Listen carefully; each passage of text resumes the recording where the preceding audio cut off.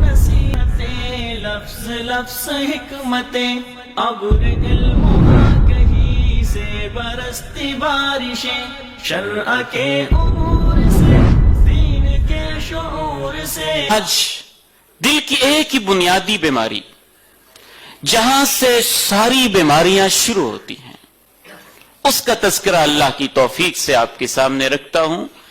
رب کریم سے دعا ہے کہ مجھے اور آپ کو اس بیماری سے محفوظ فرما لے. اس بیماری کو کہتے ہیں وسوسہ. اس بیماری کو وسوسہ کہتے ہیں، اور یہ اتنی اہم ترین خطرناک زہریلی بیماری ہے کہ تمام برائیاں یہاں سے شروع ہوتی ہیں، یہاں سے ان کا آغاز ہوتا ہے، اور اس کا بنیادی مصدر یہ پیدا کرنے والا شیطان ہوتا ہے. اللہ تعالیٰ نے اس بیماری اور اس بیماری کو انسان کے دل میں پیدا کرنے والے کا قرآن مجید میں کثرت سے تذکرہ کیا ہے. آپ یہاں سے اندازہ کیجئے کہ اللہ رب العزت نے قرآن مجید کا اختتام اس سورہ مبارکہ پہ کیا ہے. اللہ میں اس وسوسہ ڈالنے والے کے شر سے تیری حفاظت میں آتا ہوں. قل اعوذ برب الناس ملک الناس الہ الناس من شر الوسواس الخناس الذي يوسوس في صدور الناس من الجنة والناس.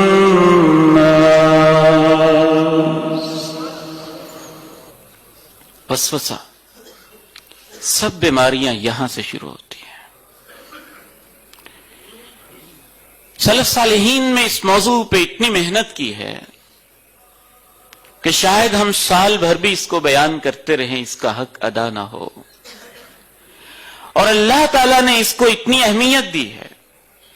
میں آج دیکھ رہا تھا کہ یہ شیطان کا سب سے بنیادی حربہ کیا ہے، قرآن مجید میں اس کا اتنا تذکرہ کیوں ہے. میں نے قرآن کے اوراق کھولے، اس پہ تھوڑی تحقیق کرنے کی کوشش کی. میرے محتاط اندازے کے مطابق قرآن مجید میں 11 مرتبہ اللہ نے ابلیس کا تذکرہ کیا، جناب آدم ہمارے جد امجد کا تذکرہ کیا. اصل سے اس سے دشمنی ہماری کہاں سے شروع ہوئی، اور یہ ہمارے اتنا مخالف کیوں ہوتا ہے، اتنا دشمن کیوں ہے. 11 مرتبہ ہمارے جد امجد بابا آدم علیہ السلام کا تذکرہ کیا، اور 88 مرتبہ اللہ رب العزت نے شیطان کا پھر علیحدہ تذکرہ کیا. ابلیس وہ شیطان کا جد امجد جس سے معرکہ شروع ہوا تھا، 11 مرتبہ اس واقعے کا تذکرہ کیا، اور 88 مرتبہ اللہ رب العزت نے ابلیس کے چیلے چانٹے جو اس کی ذریت اور اس کی نسل ہے، اور اس نے جو اپنی اولاد پھیلائی ہوئی ہے شیطانوں کی شکل میں اور انسانوں کی شکل میں، وسوسہ ڈالنے کے لیے 88 مرتبہ اس کا تذکرہ کیا ہے. ایک کم 100 مرتبہ قرآن مجید نے اس موضوع کو ڈسکس کیا، اور اتنی محبت کے ساتھ کہ اللہ نے کبھی انسانوں کو مخاطب کیا، کبھی اہل ایمان کو مخاطب کیا. دیکھنا کہیں شیطان تمہیں وسوسے کے اندر مبتلا نہ کرتے. ذرا اس آیت مبارکہ کو توجہ سے سنیے گا. کیسی محبت ہے اللہ کی، کیا اپنائیت ہے اللہ کی، کیسے اللہ ہمیں توجہ دلا رہے ہیں. یا ایھا الناس ان وعد اللہ حق فلا تغرنکم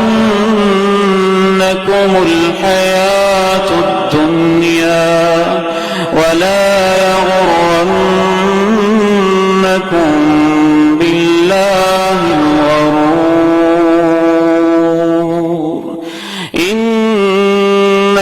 الشيطان لكم عدو فاتخذوه عدوا إنما يدعو حزبه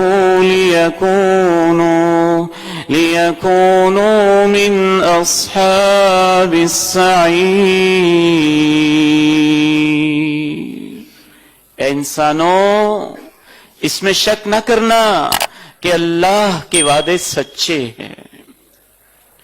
اللہ کا وعدہ تم مرنے کے بعد دوبارہ کھڑے ہوگے، یہ سچا ہے. اللہ کا وعدہ زندگی کا حساب ہوگا، یہ سچا ہے. اللہ کے سارے وعدے سچے ہیں. جنت برحق ہے، جہنم برحق ہے، آخرت برحق ہے. فلا تغرنکم الحیات الدنیا، دیکھنا قطعاً تمہیں دنیا کی زندگی کسی فریب میں مبتلا نہ کر دے. ولا یغرنکم باللہ الغرور، اللہ نے شیطان کا نام غرور رکھا. الغرور. ایک ہوتا ہے غرور، وہ ہوتا ہے دھوکہ دینا، دھوکے میں پڑ جانا، اور غین کی زبر کے ساتھ ہے الغرور. عربی زبان میں اس سے مبالغہ کا صیغہ کہتے ہیں. آپ یوں بھی کہہ سکتے ہیں انگریزی کے حوالے سے کہ یہ سپرلیٹو ڈگری اس قسم کی ایک چیز ہے. الغرور بہت زیادہ فریبی، بہت زیادہ فراڈیا، بہت زیادہ دھوکہ باز. دیکھنا رب کے بارے میں کہیں وہ تمہیں دھوکہ نہ دے دے. اور بہت زیادہ دھوکے باز کون ہے؟ اگلی آیت میں وضاحت کر دی. ان الشیطان لکم عدو، شیطان تمہارا دشمن ہے. فاتخذوہ عدوا، اس سے دشمنی کر کے رہنا. ہم نے تو کی ہی نہیں، ہم نے اس سے دشمنی کی ہی نہیں. میں آپ کے ضمیر پہ دستک دے کے آپ سے سوال پوچھتا ہوں، اگر آپ کی کسی کے ساتھ دشمنی ہو، ہائی کورٹ میں مقدمہ چل رہا ہو، سپریم کورٹ میں مقدمہ چل رہا ہو، آپ کی دکان کا کیس ہو، آپ کے پلازے کا کیس ہو، آپ کے مکان کا کیس ہو، کتنی دشمنی کرتے ہیں اس سے، کتنے چوکنے رہتے ہیں اس سے، کتنے ہوشیار رہتے ہیں اس سے، کتنے محتاط رہتے ہیں اس سے، کتنی دعائیں کرتے ہیں. آپ کی نیندیں کیسے اڑ جاتی ہیں، کیسے آپ متفکر ہر وقت پریشان رہتے ہیں کہ کہیں وہ دشمن میری زمین، میری دکان، میری جائیداد، میرا مکان، میری اولاد کہیں مجھ سے ہتھیار نہ لے. یہ تو وہ ظالم شیطان ہے جو ہم سے ہمارا رب بھی چھیننا چاہتا ہے اور ہمارا رسول بھی چھیننا چاہتا ہے، جو ہم سے ہمارا ایمان چھیننا چاہتا ہے، جو ہم سے ہماری جنت چھیننا چاہتا ہے، جو ہم سے ہمارا دین چھیننا چاہتا ہے. اس ظالم نے کام یہ کیا، ہمیں آپس میں اتنے دشمن بنا دیا ایک دوسرے کا، کہیں فرقوں کے نام پہ، کہیں برادریوں کے نام پہ، کہیں زمینوں جائیدادوں کے نام پہ. بہو نے سمجھا ساس میری دشمن ہے، اولاد نے سمجھا باپ میرا دشمن ہے، کہیں بیٹی نے سمجھا باپ میرا دشمن ہے، میری جائز جگہ پہ میرا رشتہ کیوں نہیں کر رہا. کہیں ساس نے سمجھا بہو میری دشمن ہے، کہیں داماد نے سمجھا میرا سسر دشمن ہے، کہیں سسر نے سمجھا میرا داماد میرا دشمن ہے، بھائی نے سمجھا بھائی میرا دشمن ہے. اس ظالم نے اپنی دشمنی کو ہمارے دلوں سے نکالنے کے لیے ہمیں ایک دوسرے کا دشمن بنا دیا تاکہ اصل دشمن پہ ان کی نظر نہ پڑ سکے. یا بنی آدم لا يفتننكم الشيطان كما أخرج أبويكم من الجنة ينزع عنهما لباسهما ليريهما سوآتهما إنه يراكم هو وقبيله من حيث لا ترونهم. اے آدم کے بیٹو، اے آدم کے بیٹو، کہیں شیطان تمہیں میری راہوں سے ہٹا نہ دے جیسا کہ اس نے تمہارے ماں باپ کو جنت سے نکال دیا تھا.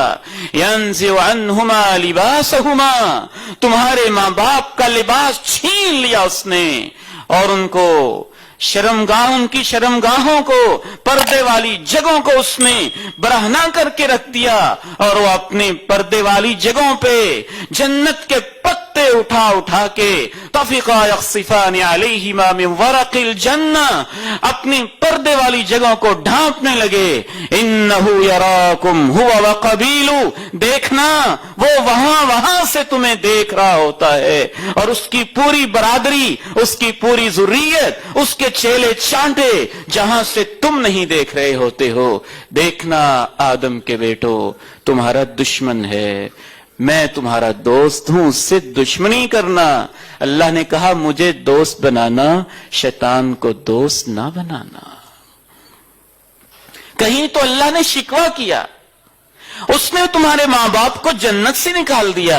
अफतत्तखिज़ूनहु व ज़ुर्रियतहु औलिया मिन दूनी, क्या तुम उसी शैतान को जिसने तुम्हें जन्नत से निकाला है और उसकी नस्ल को मुझे छोड़ के उससे दोस्तियां करते हो, मुझसे दुश्मनियां करते हो? बड़ा जालिम है वो, बड़ा दुश्मन है वो। और अल्लाह रब्बुल इज्जत को उसने चैलेंज कर रखा है और अल्लाह रब्बुल इज्जत ने उसे कोई इख्तियार नहीं दिया। वो मेरा हाथ नहीं पकड़ सकता, वो मेरी जुबान पे आके कोई लफ्ज नहीं कह सकता, वो मुझे जबरदस्ती कुछ दिखा नहीं सकता, वो मेरे कदमों को कहीं किसी गलत राह पे ले जा नहीं सकता। उसके पास सिर्फ एक ही इख्तियार है, बस वसवसा डाल सकता है। वो हमें कुछ नहीं कर सकता, बहुत कमजोर है। उसको अल्लाह ने ज्यादा इख्तियारात नहीं दिए, सिर्फ एक इख्तियार दिया है। अल्हम्दुलिल्लाहिल्लज़ी जअल अम्रहु इलल वसवसा। अल्लाह के प्यारे नबी अलैहिस्सलातु वस्सलाम ने इरशाद फरमाया, अल्लाह तेरा शुक्र है, तूने शैतान के सारे इख्तियारात सिर्फ वसवसे की हद तक रखे हैं।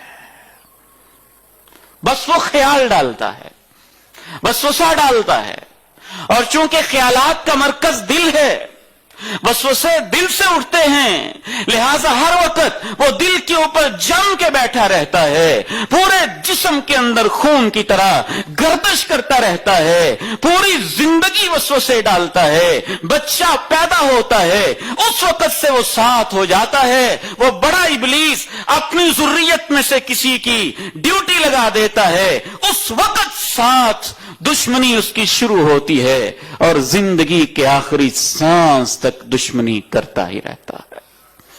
हर एक के साथ, नबियों के साथ, वलियों के साथ, नेकों के साथ, मुत्तकीन के साथ, नमाजियों के साथ, आज़मीन हज उम्रा के साथ, कुर्रा के साथ, उलमा के साथ, मुजाहिदीन के साथ, अस्खिया के साथ, रब की राहों में खर्च करने वालों के साथ। फिर उसने आगे मुख्तलिफ किस्में, मुख्तलिफ जिम्मेदारियां तकसीम कर रखी हैं, लेकिन उसके सारे इख्तियारात बुनियादी तौर पर सिर्फ वसवसा की हद तक है बस। और उसकी मेहनत का मरकज दिल होता है, वो अपनी पूरी मेहनत दिल पे करता है। अल्लाह की निगाहों का मरकज भी मेरा और आपका दिल है और शैतान की मेहनत का मरकज भी मेरा और आपका दिल है।